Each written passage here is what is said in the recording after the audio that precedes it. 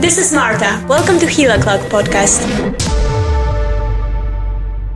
Hello everyone and welcome back to this minicast.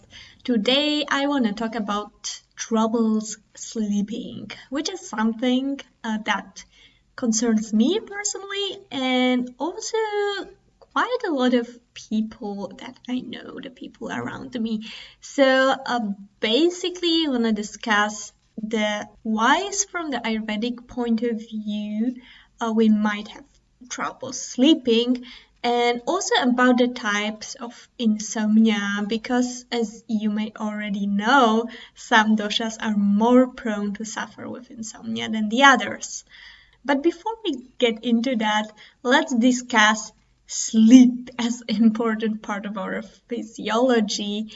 And by the way, in the episode 31, I already covered the concept of sleep in the yogic perspective. But now let's stay more grounded and add some Ayurvedic perspective to it. So, as always in this consideration, we need to think about gunas, means the qualities. So, what are the qualities of sleep? Well, ideally, it's a heavy state, the state of inertia.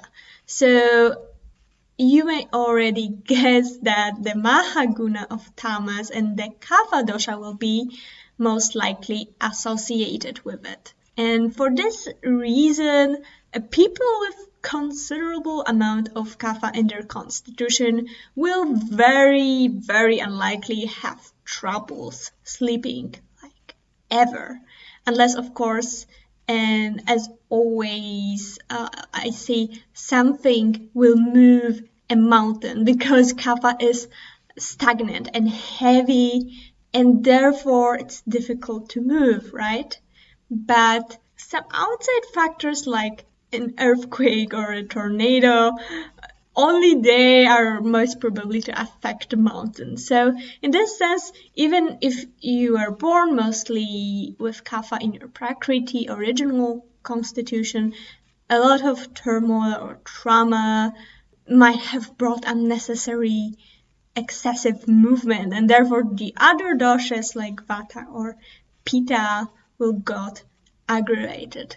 And these are the two main doshas that if they aggravated, they are very much likely to create sleep problems, especially vata whenever it comes to restless sleep and tossing and turning and overthinking, and pitta whenever it comes to entering sleep. So this is what we call pitta type of insomnia. And there's also vata type of insomnia that is, like I mentioned, restless sleep, but they are very likely to go hand in hand, especially if your original constitution, there is a lot of pitta and vata in there. So pitta type of insomnia is, like we said, inability to enter sleep. So a classic example of tossing and turning in a bed, but once you fall asleep, you will actually sleep through the night and wake up pretty much rested. But the most frequent reason probably why pitta can give us troubles falling asleep is because in the concept of dinacharya and Ayurvedic daily rhythms, the evening time frame of Pitta dosha starts at 10 p.m. But Pitta is already rising from around 8 p.m. and usually giving us the so-called second wind. So this is usually the time when we are finished our work day, and after some rest at home, we might suddenly experience a burst of energy around that time. Maybe kids get sleeping and we feel an urge to finish some tasks or catch up with our social media time. And this, from the Ayurvedic point of view, would be the biggest crime, so to say, when it comes to both Pitta and Vata type of insomnia, simply because by evening, what we're supposed to do is to start winding down and preparing for bed as early as possible.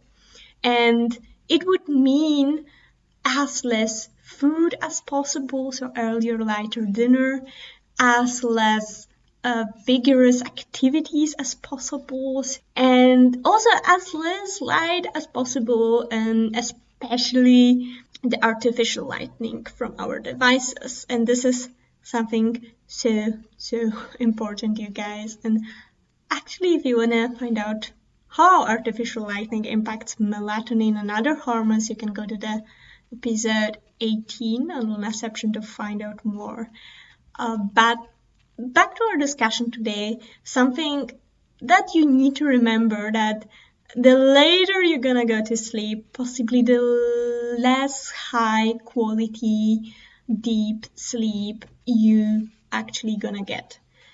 So again, according to Ayurvedic clock, it is best to go to sleep in the evening kapha portion of the day, which is between 6 and 10 p.m. And this is because the heavy qualities of kapha will facilitate falling asleep. And then it would be best to wake up in the morning portion of the vata dosha, which is between 2 and 6 a.m.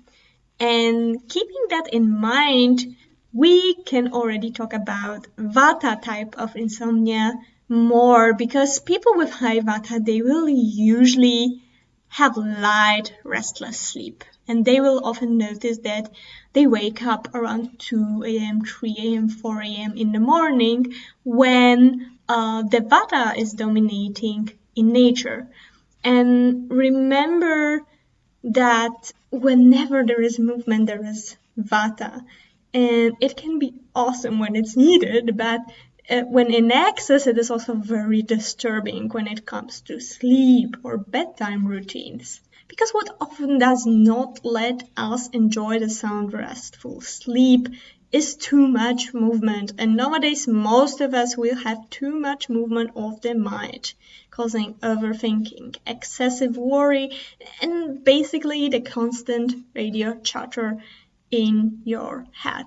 And I know that because myself, I have a tremendous amount of vata, and I channel a lot of energy at night, and it's actually oftentimes more like forcing myself into staying in bed in the darkness and try to investigate and still my mind as much as possible, instead of jumping into distracting myself with unnecessary activities. And let's face it, it's not easy, especially because we are living in a times where we are very much disconnected from our bodies, often from our emotions. And the modern culture pretty much encourages us even more to do so, to numb the body, to numb the emotions.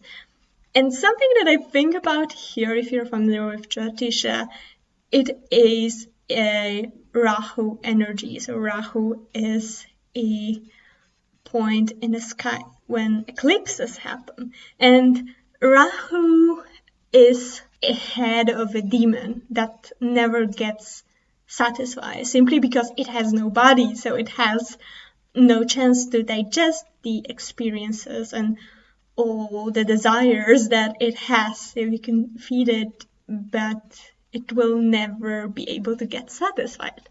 So in the context of that, we can also mention the subtypes of prana. And if there is too much of prana going towards the head, we may have difficulty sending in downwards and balance it out with apana, which is the grounding force that allows us to feel and connect with our bodies. And only once we are grounded and connected, and when we feel safe, we are able to fall asleep and stay asleep.